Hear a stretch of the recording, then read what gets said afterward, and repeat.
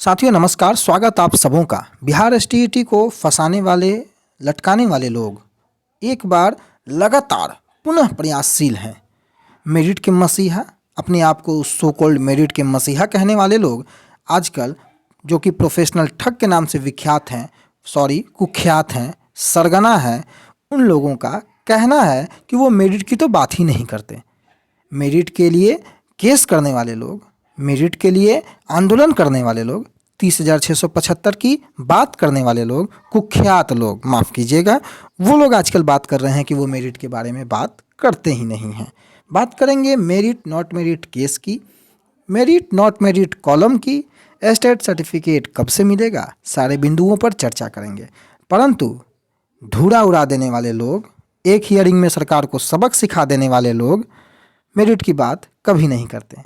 Estate certificate को आजकल ये प्रोफेशनल ठग लोग कागज़ का टुकड़ा मानते हैं, परंतु ये भूल चुके हैं कि उसी कागज़ के टुकड़े के कारण लाखों रुपए आपने गंवा दिया केस के नाम पर। माफ़ कीजिएगा, गंवा नहीं दिया, लपेट लिया, पेट भर लिया, डकार लिया। अगर वो एस्टेट सर्टिफिकेट कागज़ का टुकड़ा था तो आपने क्या एस्टेट सर्टिफिकेट को रोकने के लिए केस नहीं किया? आपके केस का वजूद क्या है? आपके केस का डिमांड क्या है? सिर्फ यही कि क्या 30,675 को ही सर्टिफिकेट मिले? आपने अपने केस में बाकी लोगों को सर्टिफिकेट देने से वंचित करने की बातें क्या नहीं कही हैं? अगर एस्टेट सर्टिफिकेट कागज़ का टुकड़ा है तो क्या आपको ये नहीं लगता कि आपने उस कागज़ के टुकड़े के कारण, जिसका आपके नज़र में कोई मोल नहीं है, आपने लाखों रुपया वसूल लिया? तो अगर वो कागज़ का टुकड़ा है तो फिर लाखों रुपए आपने क्यों वसूले? अगर वो किसी अहमियत नहीं रखता है वो सर्टिफिकेट, तो फिर आप लाखों रुपए कब वापस कर रहे हैं? अगर वो कागज़ का टुकड़ा है तो आज तक केस के नाम पर चंदा उगाहियाँ क्यों की? अगर वो कागज़ का टुकड़ा है तो आप वो टुकड़े को मत लीजिएगा। दोस्तों, समझना होगा कि 30,675 की बहाली की बात करने वाले लोग मेरिट की मसीहा बन करके रोड से लेकर के सचिवालय तक जाने वाले लोग, मेरिट का जैसे ही नाम लेते हैं अधिकारियों के माध्यम से दुत्कार देने वाले लोग आजकल बात करने लगे हैं कि वो मेरिट की बात ही नहीं करते हैं। प्रोफेशनल ठग जो कि कुख्यात हैं, विख्यात नहीं, सरगना हैं, ये लोग आजकल गिरगिट बने फिर रहे हैं। मजबूरी है, ये मजबूरी है। अगर वो गिरगिट नहीं बनेंगे तो इनका गरगत निकल जाएगा। दोस्तों, धोती फाड़ के रुमाल करने की बातें करते हैं। मेरा ये मानना है कि आप धोती फाड़ के रुमाल न कीजिए, जो रुमाल बचा हुआ है उसी को समेट लीजिए। कहीं ऐसा ना हो कि वो रुमाल भी फट जाए तो कहीं नाक पोंछने में भी दिक्कत हो जाए।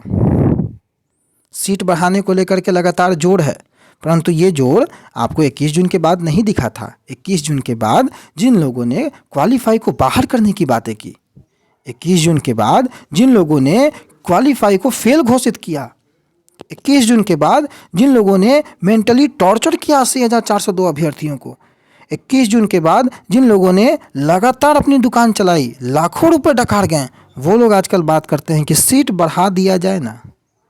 बच्चों, सीट बढ़े इसके लिए प्रयास आपसे पहले कई अभ्यर्थियों ने किया है। कहिएगा तो एक एक अभ्यर्थियों का प्रमाण दिखा देंगे। विगत 21 जून के बाद से ही हम लोगों ने प्रयास किया है। छोड़िए हमारी बातें, हम क्रेडिट नहीं लेते हैं, आपके जैसा क्रेडिट नहीं लेंगे।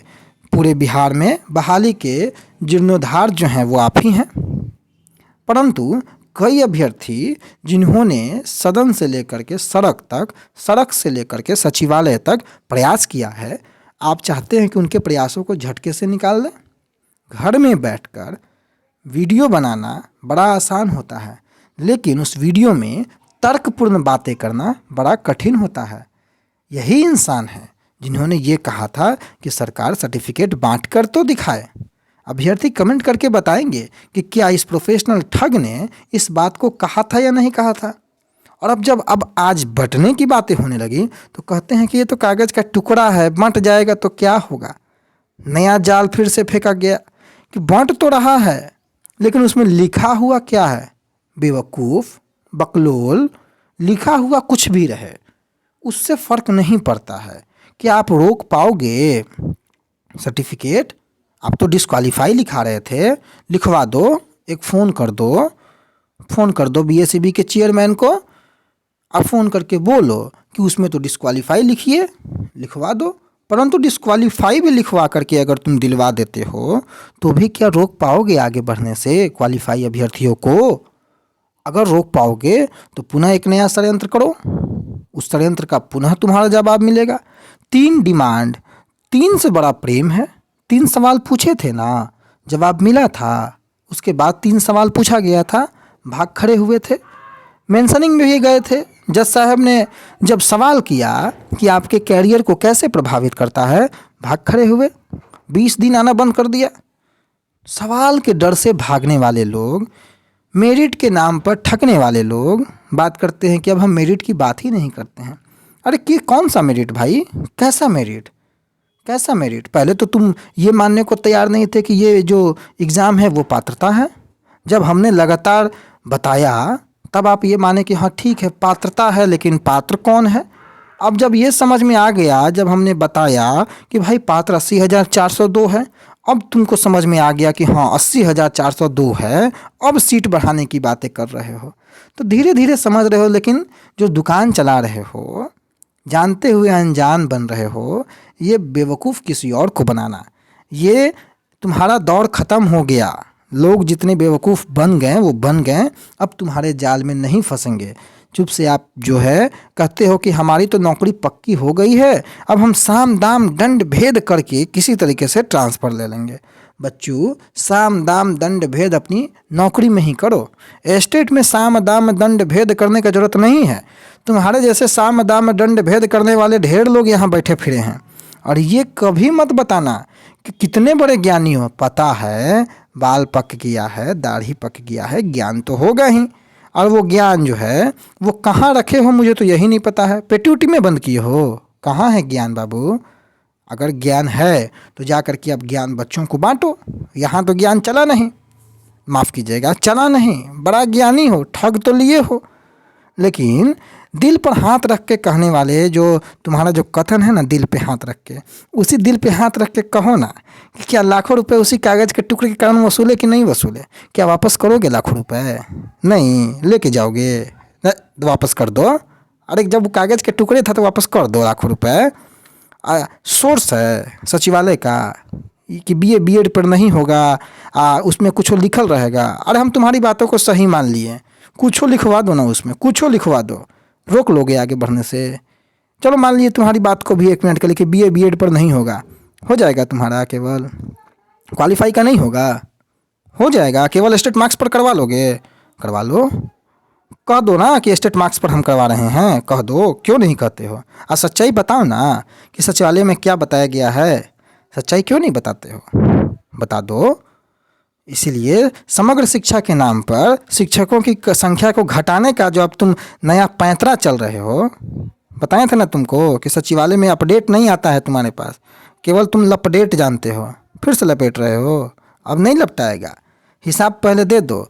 रीट केस का क्या हुआ बताओ ना, क्या करोगे? रीट केस का झोला में डालोगे, आगे संगे ले जाओगे? ले जाओ, रखे रहना।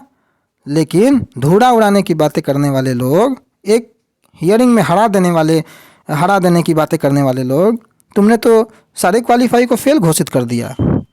अरे इनके पास खोने को तो कुछ नहीं है, तो उनको किस चीज़ का डर दिखाते हो? जिसके पास खोने को कुछ नहीं है उसे किस चीज़ का डर दिखाते हो? अपने डर को दूसरों पर मत थोपो। अपने लोगों को ये बताओ कि सच्चाई क्या है, फेंको मत। कहते हो कि हम फेंकते नहीं हैं, बचा क्या है फेंकने के अलावा? कि ये क्या हो आज तक फेंकने के अलावा?